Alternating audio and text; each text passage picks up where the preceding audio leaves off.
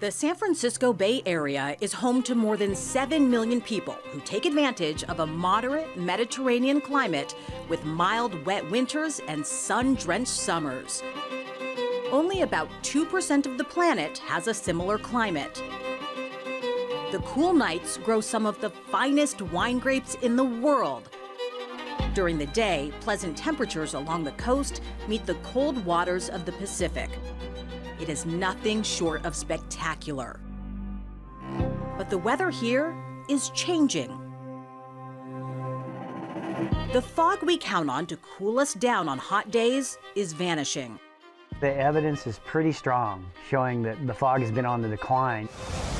And rising water threatens our coastline. We're planning for 2 feet by 2050. Monumental wildfires threaten lives and homes. We got to get communities themselves better prepared for inevitability of fire.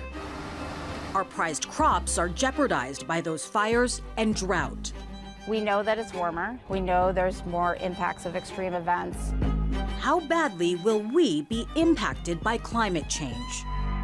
Some answers as we look toward the Bay Area 2050.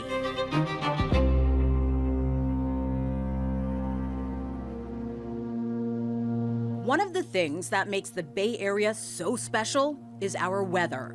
But it's changing, and that change will impact how and where we live.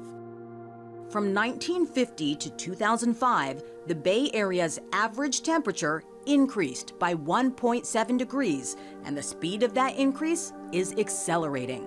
The annual mean temperature in the Bay Area is expected to increase 4.4 degrees by 2050, and 7.2 degrees by the end of the century.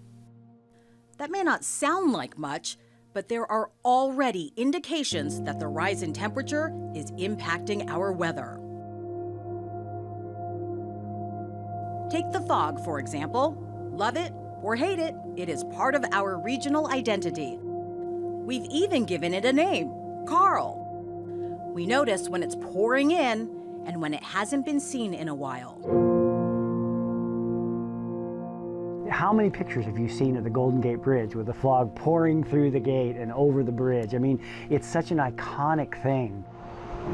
There'll be people out here visiting for a day and they'll ask me, how long is the fog going to be around? You know, and I can't answer. I can say, well, it may be here in 5 minutes and you'll be out in the nice, beautiful sunshine. Or it could be here for the rest of the day. You just don't know. It just seems to have a mind of its own. But it also has such an amazing cooling effect in the summer that keeps the climate in San Francisco so pleasant. It's really our air conditioner, right, for the Bay Area. It's very foggy most of the time, and a lot of moisture on steel, so it can create corrosion pretty fast. My name's Chris Dieselman. My title out here is Chief Bridge Painter on the Golden Gate Bridge. There's always a danger element involved in working out here no matter what, whether it's wet, dry. So you just got to take your precautions out here, wear your proper safety gear.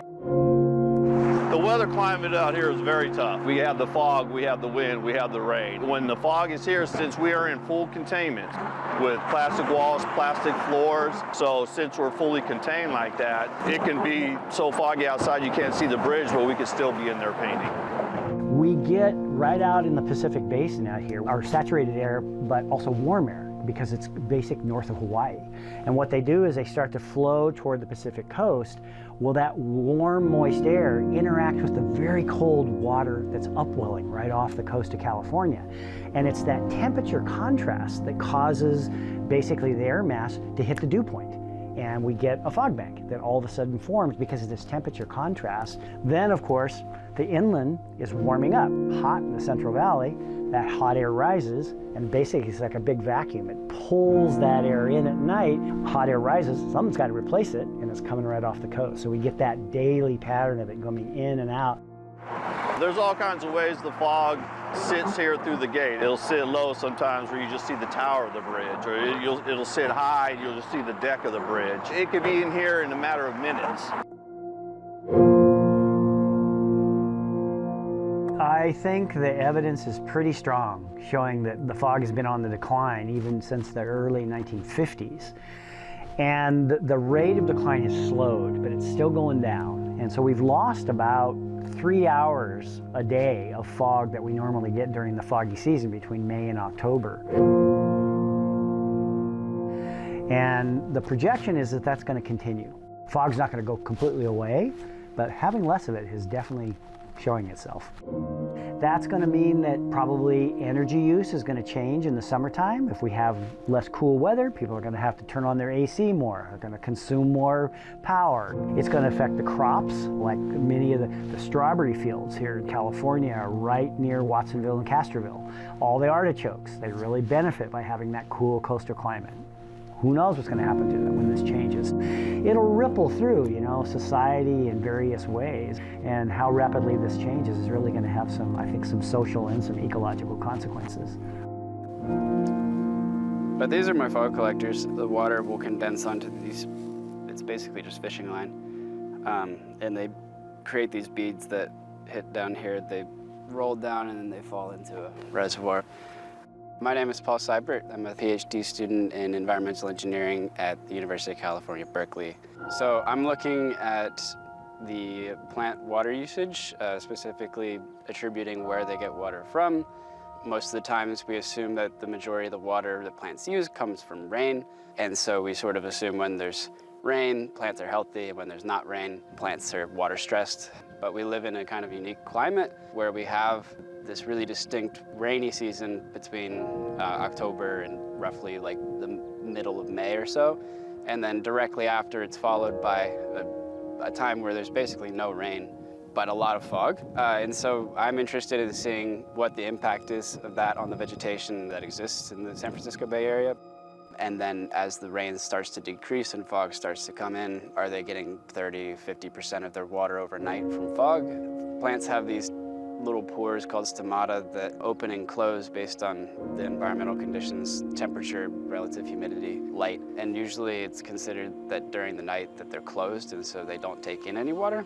And sometimes whenever there's a lot of fog, they do open a little bit. When there's a lot of fog present and not a lot of groundwater, they tend to like using a lot of fog because that's what's available at the time. So plants aren't able to move, but they're able to adapt to their environmental conditions to try to stay alive. It's a really important question about how fog changes are going to affect everything, both social, ecological, climatic. And I mean, fog's declining around the planet. We see fog declines off the coast of Chile, off the coast of West Africa, and here in California as well. I don't think people want to see it disappear, I think most people at least enjoy it unless they want more sun. You can go to SoCal if you want that.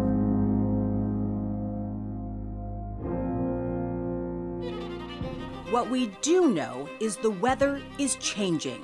Those changes will mean different things to different parts of the Bay Area. Around the Bay, that means higher sea levels that will endanger thousands of homes and businesses on the water's edge. We went into the bay to create our shoreline, and that the water will come back into the city where the original shoreline once existed. We explain when Bay Area 2050 continues.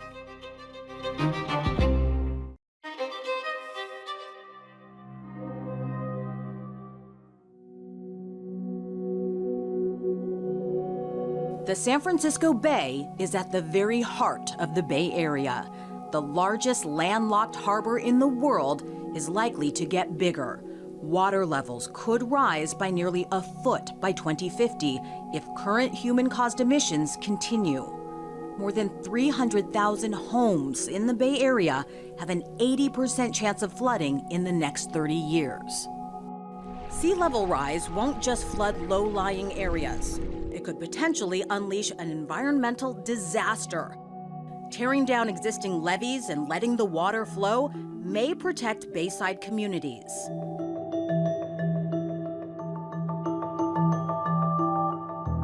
What the lay audience might not understand is we went into the bay to create our shoreline, and that the water will come back into the city where the original shoreline once existed. I'm I'm Elaine Forbes. I'm the Executive Director of the Port of San Francisco, and I and my team are responsible for 7.5 miles of bayfront property. So our seawall and our stability here provides flood protection to big swaths of the city.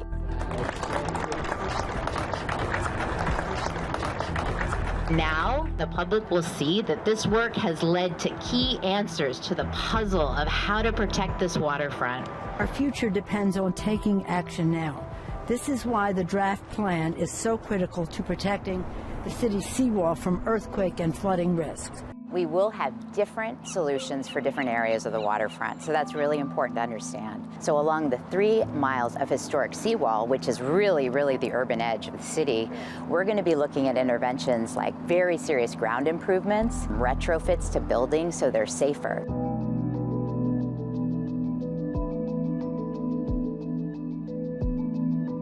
We're planning for 2 feet by 2050, which will allow us to move up to 7 feet to be ready in 2100.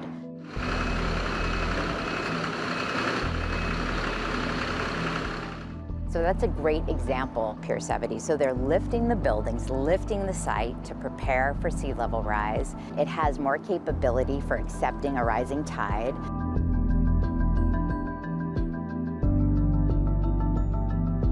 I think the thing that's most important for people to understand is that while the risk seems remote, planning for the risk, designing the project, permitting the project, finding financing for the project, and executing for the project takes a long lead time. And that's why we're planning now. And I have a big expert team on hand and working hard to figure out how do we solve for this major challenge. And it takes time to do it right.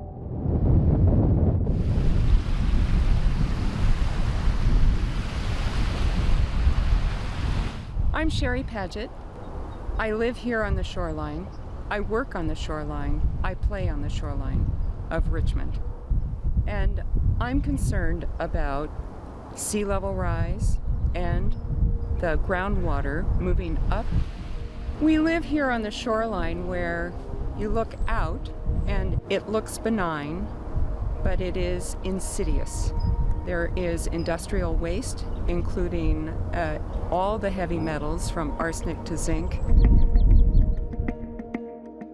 And we're looking due east at Steege Marsh, and just behind it is the Zenick, which is a toxic landfill. And the proposal is, and it's been approved, to build 4,000 condominiums on that site. It's not that we're opposed to development per se. We wanted the site cleaned up before any development occurred. We know that contaminants from a whole bunch of sites right here along the Richmond South shoreline are in the mud. I'm Christina Hill, and I'm a professor at the University of California, Berkeley, and I study the things you can't see underground. So like most of the San Francisco Bay, a combination of industry and military activities during World War II really transformed our bay edge. This, what we're standing on here, was an old railroad bed that took workers to the wartime factories, like the Rosie the Riveter factory idea. So we know that there are very important contaminants that would cause cancer in people in the mud here. And those have concentrated and flowed down in the groundwater because those contaminants are buried. So these contaminants typically spread out on the surface of the water table. Oftentimes they float on that surface. They're lighter than water, and then they make their way into creeks and into the bay, as well as into sewer pipes and utility trenches. It is a catastrophe ready to happen all around the San Francisco Bay shoreline. We need to get our act together now. Well, in the 1960s, when I was born, just a couple of miles from here, a third of the bay had already been filled in or diked off from the tides, and there were plans to fill 60% of what was left. It would have left just a narrow river, destroyed all this great environment. People started to realize the threat, and they took action. I'm David Lewis, the Executive Director of Save the Bay. We're the oldest organization working to protect and restore San Francisco Bay for people and wildlife. Now we have this amazing opportunity because the bay was saved and these shoreline areas were protected against development. Now we have an opportunity to restore many of them and help protect us against sea level rise that's coming. This feels great. Nature can really restore itself in many cases if we give it a chance, if we give it a head start, if we give it a push. And that's what we're doing here. And in just a few years, it'll start revegetating. And then this gentle slope on the edge here that we've replanted with volunteers, that will also become transition zone habitat.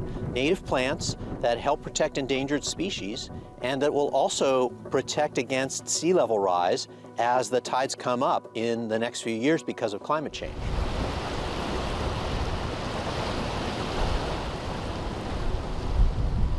Well, if we're successful in the next decade with work to restore these areas of the shoreline and begin planning to protect areas where we can't restore marshes, but where we can protect infrastructure, the bay can still be healthy and vibrant.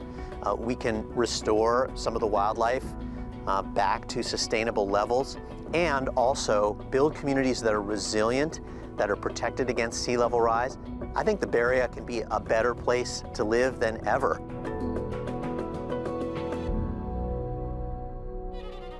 To be better, changes will need to be made. Nowhere is that more evident than in the parts of the region that face the threat of wildfire. Climate change means fire season is an annual threat. When you think about fire in the state, to be honest with you, it's gotten so bad so quickly. Even a person like me who's been studying this for 30 years was surprised. How do we live with this growing danger when Bay Area 2050 continues?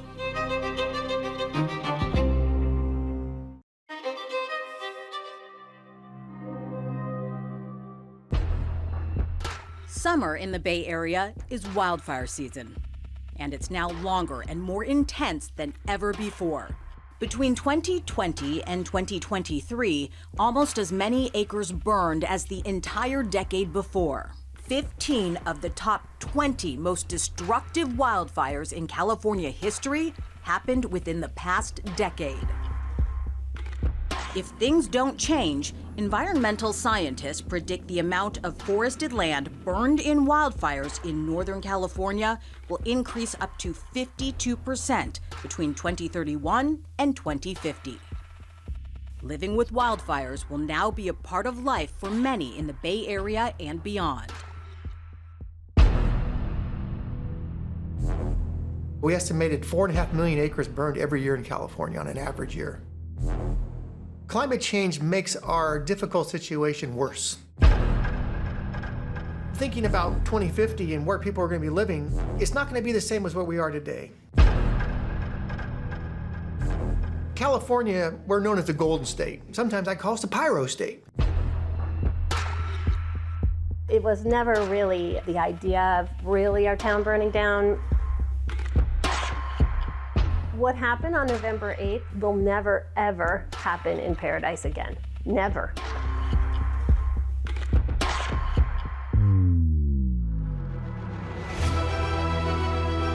I'm afraid that if we don't start to change our relationship with where we live and also the landscapes around us, there's no way we're going to get out of this hole. But the good news is, it's a possibility. It is wildfire prepared home. The beautiful thing is that the town of Paradise actually adopted all of the building codes for a wildfire prepared home. So now every house that gets built in Paradise is built to these standards.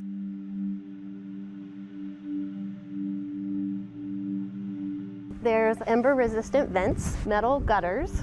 You have to have a 6-inch vertical clearance from any exterior wall. You also have to have a Class A fire rated roof. The biggest piece for homeowners now in Paradise, since houses are just being built this way anyways, is maintaining a 5-foot defensible space area around your home. I lost my home in the Camp Fire a couple neighborhoods over from here. The town of Paradise completely burned to the ground in just a matter of hours. It was the most deadly and expensive fire in the United States before Lahaina. We lost 85 people. 18,000 structures burned to the ground and 50,000 people were displaced.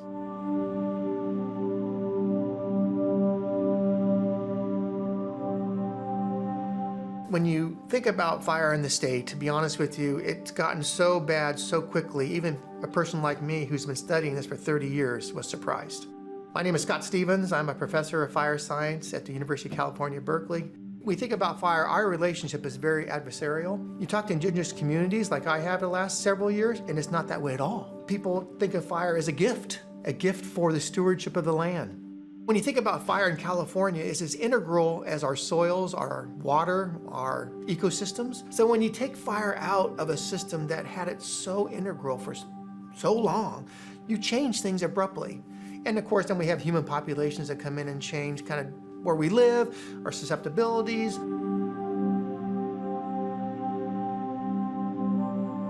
More than 18,000 structures were burned in Paradise. 90% of the homes were burned.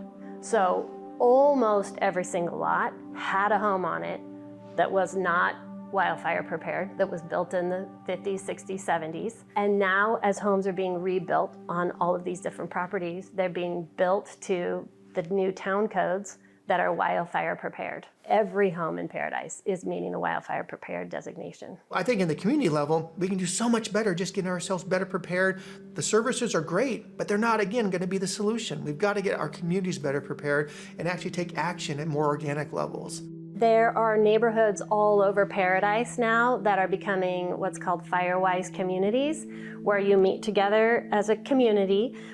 You walk, and CAL FIRE is walking along with us to do a risk assessment of every home in the neighborhood. I think in some ways, though, it needs to be more systematic, that we can encourage this, and facilitate this a little bit better in the state, because we got to get communities themselves better prepared for inevitability of fire. But we just still have to do the other work. The other work that is I call it the stewardship of these lands and getting better prepared for inevitability of fire.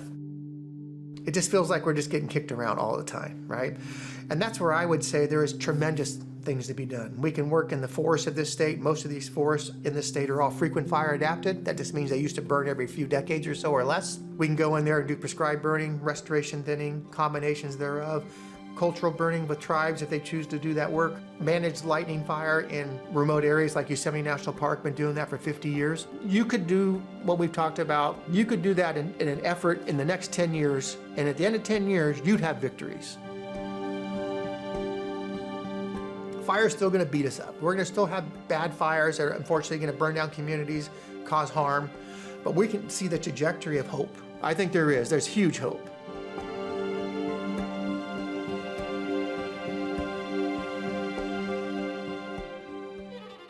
That hope is shared by the agricultural industry as well.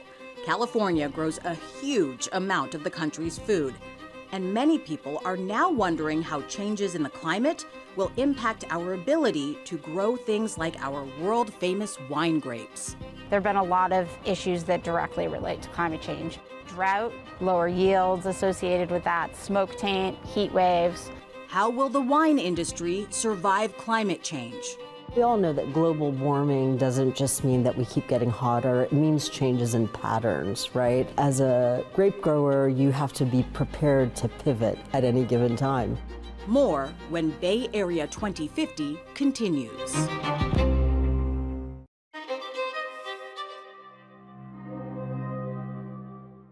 More than a third of the country's vegetables and nearly 3/4 of the country's fruits and nuts are grown in California. But fluctuations between dry and wet years and rising temperatures have made predicting the future of some crops challenging. According to the U.S. Department of Agriculture, all of these regions in California will suffer economically. Among the crops to watch, the state's wine grapes. California produces roughly 80% of the U.S. wine production. Much of that is grown right here in the Bay Area in Napa and Sonoma counties. Napa County will see more days above 90 degrees, going from an average of 29 extreme heat days per year to an average of 45 days by 2050. The region is being stressed by climate change. Experts say warming temperatures in the region are forcing the wine growing season to start a month earlier than it did in the 1950s, forcing vineyards to grow smaller vines, and even changing the types of wines grown as well.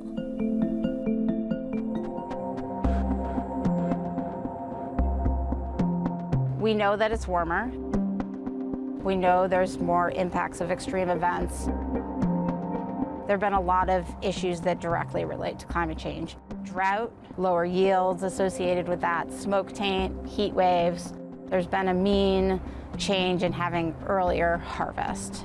My name is Dr. Beth Forrestal. I'm an assistant professor at University of California, Davis in the Department of Viticulture and Enology. Napa and other regions have had much lower yields in certain varieties and cultivars than what would be normal in the last several years because of issues around smoke taint and because of issues around climate change. I think it's impacted specifically Cabernet. Cabernet is incredibly resilient as a grape, number one. It can be grown in a lot of different conditions. My name's Elizabeth Viana. I'm the winemaker and general manager here at Chimney Rock Winery in the Napa Valley. I mean, listen, we worry. We know climate facts. I think if you're a human being on this planet today and you're not worried, something's wrong with you. We all know that global warming doesn't just mean that we keep getting hotter, it means changes in patterns, right? And variability. So I think that as a grape grower, you have to be prepared to pivot at any given time. And so you have to be ready for a cool, rainier season, or you have to be ready for a very warm season. But at the end of the day, that's really no difference to being a farmer anyway, right? Farmers have always been at the mercy of different weather changes, so it's something that I think we're kind of inherently prepared for. When you see change starting in the 70s through 80s, you see this increase in not only mean climate change, but really dramatic increase in extremes, so more heat waves, more extreme precipitation events, more fire. Fire has become a huge issue, changes in the fire dynamics, earlier frost, more frost risk in the spring. All of these things are compounding and create a lot of issues with being able to figure out what might be able to grow well where. Grapes are one of the few crops where actually you stress the vine, and so how much stress you have is really important, and you want to keep temperatures within a range. So if you have extreme heat events during ripening versus having a more consistent climate, that's going to give you a very different style of wine, potentially issues around development or development of really important compounds in the grapes that relate directly to how a wine tastes or how high quality it is. My name is Tom Gamble. I'm the founder and farmer for Gamble Family Vineyards. We're sitting in the heart of Napa Valley, Oakville. Here you can see an expression of a small vine mentality. The mentality of thinking about planting smaller vines because they can withstand climate change better than a larger vine. I'm a third generation resident and farmer of Napa. I have been shrinking the size of my vines, so the healthier roots I'm developing with and more extensive root systems, those nutrients have to support less of a trunk and have more energy and nutrients going to the leaves and the grapes. Those are the things that I'm investing in to help drive the ability to continue growing Cabernet Sauvignon. There's a lot more consideration, I think, of how we can mitigate climate change with managing the soils and using more regenerative practices or practices that take into account what's in the soil. Can we actually use cover cropping to use less resources, less nitrogen inputs, less water inputs? Can it help us save water? Can it mitigate heat? I think Napa Valley is very proactive right now and has been for the last 20 years on what are the things that we have to continue to do to thrive and to produce these great wines. And so there's a lot of amazing experimentation going on. Napa Cabernet will be there. There's still a lot of room for moving it into other sub-appellations or cooler regions in Napa. I think, too, there are options for making decisions around when they're harvested, how you farm them. And I think we have to consider that Napa makes a lot of good wine, and it doesn't have to be Cabernet.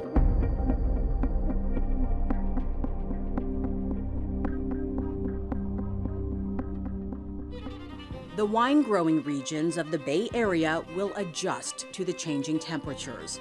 But how will California's coastline adjust to changing terrain?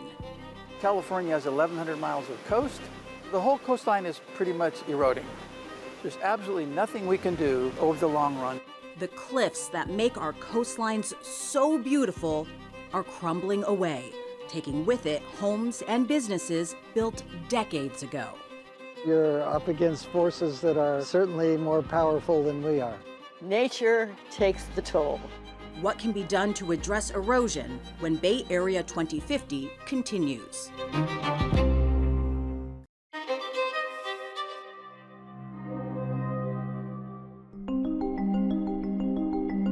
By 2050, the Pacific Ocean is expected to rise by a foot along the Bay Area coast. That increase is fueled in large part by warming ocean temperatures. Warmer water brings new dangers, including more powerful storms. Together, these forces of nature will be catastrophic for the Bay Area coastline. Homes will be lost. Beaches will vanish. Roads will be destroyed. Much of the infrastructure we count on that supports millions of people will be rendered useless. The losses will be in the billions of dollars. The cost to prepare for them will cost billions more.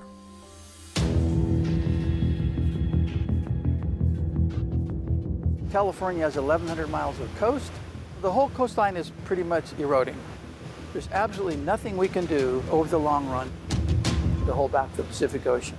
We don't battle with Mother Nature and win. You're up against forces that are certainly more powerful than we are. Along West Cliff Drive here, waves and tides beat the hell out of this coast. Took out the road, the bike path. We lost 20 or 30 feet in one day. And I've been here 55 years. I've never seen anything like this happen before. Approximately, I lived there 45 years. We would lose a half an inch, a foot at the most every couple of years until around 2010. Big chunks of earth would fall into the ocean. At the shortest point, we're 10 feet from the ocean. We built those houses without any regard for coastal erosion. It was the war, the waves, and the wind. The cost of saving the building was so astronomical. So to raise 10 million would be almost an impossible task. Nature takes the toll.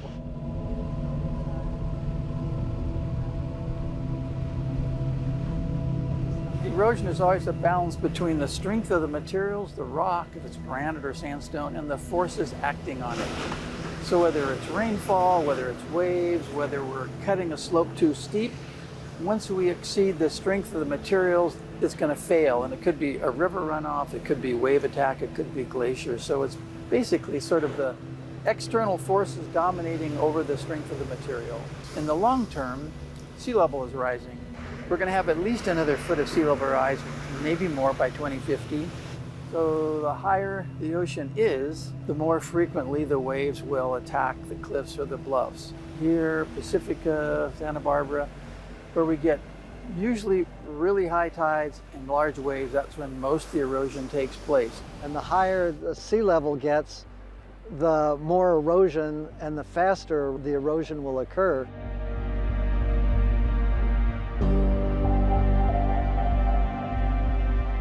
It's accelerating. How much faster it goes up, we don't know. The other that's going to be more problematic up to 2050 and probably beyond are what we could call short-term extreme events. A hurricane, a typhoon, a tsunami. Those are going to get us in the short term. With global warming, obviously, the sea is warmed up. The warmer it is, the more energy, and so you have stronger events, stronger storm events than you had in the past. Maybe more frequent, too. Through episodic events, we lose it all at once, and that's what happened here in January. So really high tides, 7 feet plus. Offshore wave gauge showed waves 28 feet high. Those happened exactly at the same time, 9 o'clock the morning of January 5th. Sea level is going to continue to rise, and so everything's going to get bumped up, short-term events on top of sea level rise. Every coastal city and county in the state is now beginning to think about what are our options, and there aren't very many. There's about 4. One is denial. There's some states back east that have used that approach. There's more armor, more rocks, more walls. They're very expensive and I'll say relatively short term. It's impossible to keep the ocean from destabilizing the big boulders that they armor the cliffs with. California, the Coastal Commission is saying, we're not going to prove very many more of those. If you fix an old one, maybe. There's a controversy with the Coastal Commission. The Coastal Commission has a mandate where it says, hey, we're just going to let nature take its course. Let what happened in Pacifica just happen everywhere. There was actually 3 apartment buildings. And those apartments are built on, it's not rock, it's dirt. Bluff Edge was a 90-foot drop to the water and they were within 5 or 6 feet. So the city posted them as unsafe to occupy and they were all demolished. And then there's the words that nobody wants to use, managed retreat.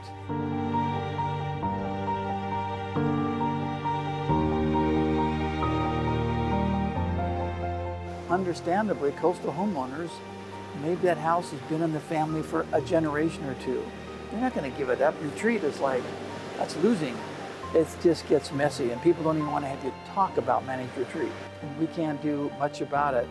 The only thing we can do in the long run is to quit burning fossil fuels, quit putting more greenhouse gas in the atmosphere, and start to lower that long-term potential. But so far, we've not done very well. And it's no question that what we're seeing today is dominantly anthropogenic or human-induced, because the normal cycle of planetary changes, we'd be going into a cool period, but we're not. Global warming has attacked us. But what can be done to stop global warming? Well, I think what we see is continued change in climate, hotter droughts, more unpredictable droughts, possibly longer droughts, also periods of higher rainfall. We're not prepared really for that yet. We've gotten used to the climate situation that we live in, and how rapidly this changes is really going to have some social and some ecological consequences. And every coastal city and county in the state is now beginning to think about what are our options, and there aren't very many. Many are hoping things can get better when Bay Area 2050 continues.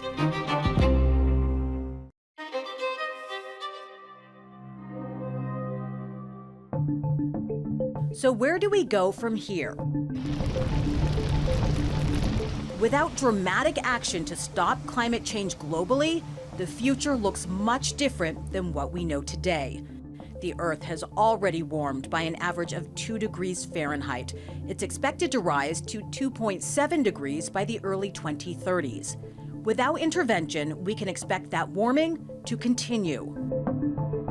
We can't stop climate change overnight, but we can slow the rate by reducing the human-generated emissions that are causing it. The Industrial Revolution started us on this path more than 150 years ago.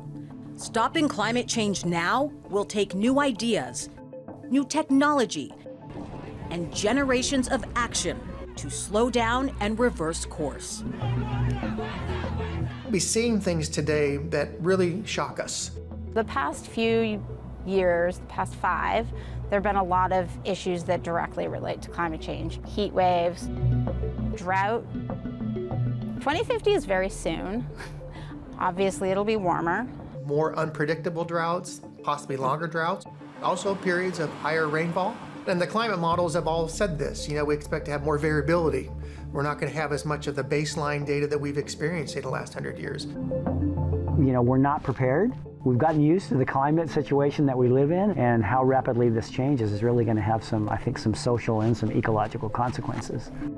Energy use is going to change in the summertime. If we have less cool weather, people are going to have to turn on their AC more. They're going to consume more power, so that's going to change the economics of the area, the fossil fuel consumption, whatever it might be.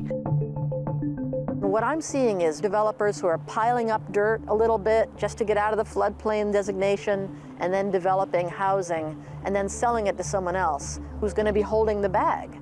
They're making money, and they're transferring risk to homeowners and renters. So we have to stop conventional development now before there are thousands more people who are going to be vulnerable to contamination in the soil and to flooding problems that we can't fix.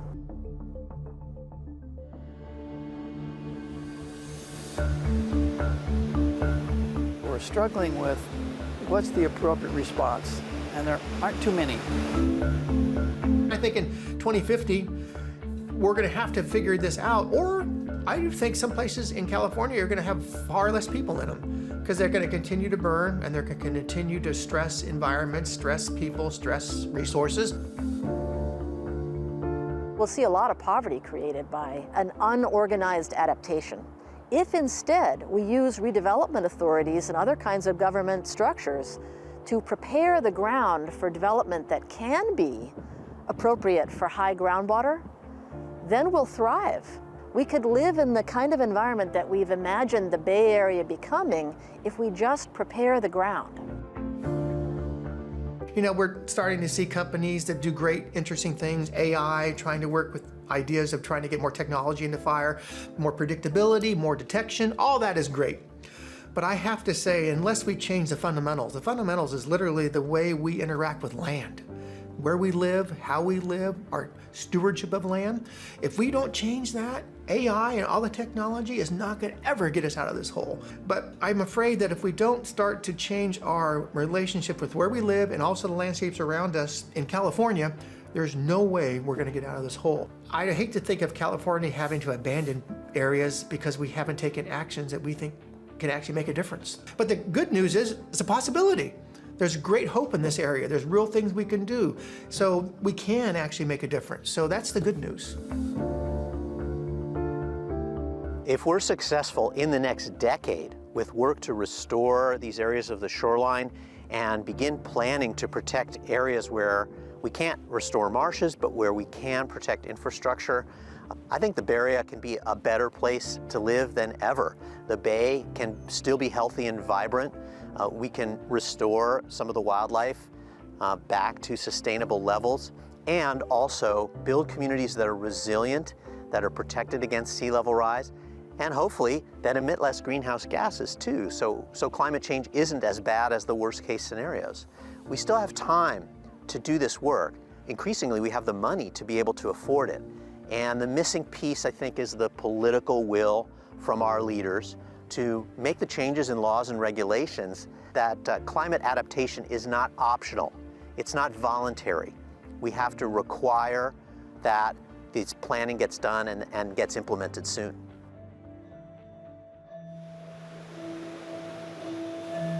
There's absolutely nothing we can do over the long run to hold back the Pacific Ocean. Everything we do is short term. So the question is, what are your most vulnerable locations and how do you deal with them? So that's coming. It's happening already, though. It's not the future. We're dealing with the mitigation, what climate change produces, and how to build a shoreline to prepare. The other side of it, how to prevent the hazards of climate change, how to clean the environment, how to reduce carbon. It's a whole picture of preparing for what we've essentially caused. The only thing we can do in the long run is to quit burning fossil fuels, quit putting more greenhouse gas in the atmosphere, and start to lower that long-term potential. But so far, even thousands of Teslas are not yet making a difference. So we've got, global issues trying to get China and India and us together to do that. And so far, we've not done very well.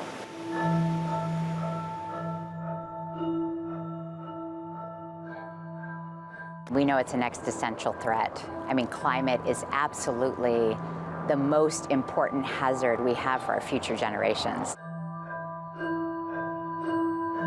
And I'm so pleased that everyone's thinking about it and young people are thinking about it. As we go into that era, I think it's on all of us to do better. You know, it's not going away. It's very real, it's now, and it's us. The clock is ticking as we speed toward the Bay Area 2050.